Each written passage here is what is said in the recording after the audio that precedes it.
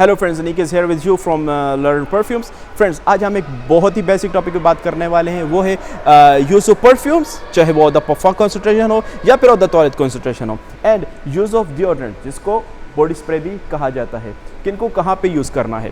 सबसे पहले एक बहुत ही कॉमनली मिस्टेक जो मैंने बहुत लोगों में देखी है, वो यूज़ ऑफ परफ्यूम्स को अपनी अंडर आर्म्स में स्प्रे करते हैं लाइक दिस, जो कि बहुत ही गलत है। Please stop spraying your perfumes under your arms. ये इसके लिए डिज़ाइन नहीं हुई होती। अंडर आर्म्स के लिए या आर्मपिट्स के लिए डिओड्रेंट्स या फिर बॉडी स्प्रे यूज़ होते हैं, जिस तरह मेरे पास ये एक फोक का है। अब बात करते हैं कि डिओड्रेंट का यूज़ कहाँ किया जाता है।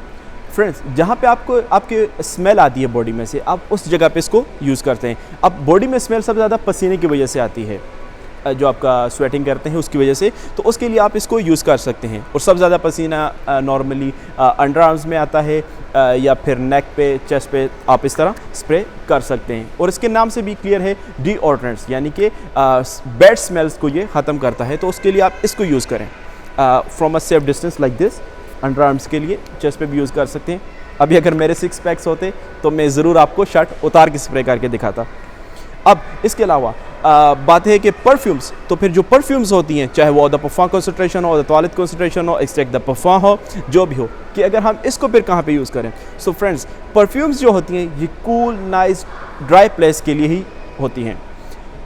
परफ्यूम्स को आप अपने शोल्डर पे स्प्रे कर सकते हैं लाइक दिस, अपने कॉलर पे, या फिर अपने आर्म्स पे स्प्रे कर सकते हैं, चेस्ट पे भी कर सकते हैं। तो ये है परफ्यूम्स का यूज़।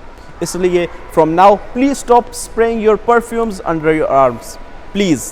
तो इसलिए आप अपनी परफ्यूम्स को स्प्रे करें like this. So friend, that's all for today. I hope you like the video. Thank you.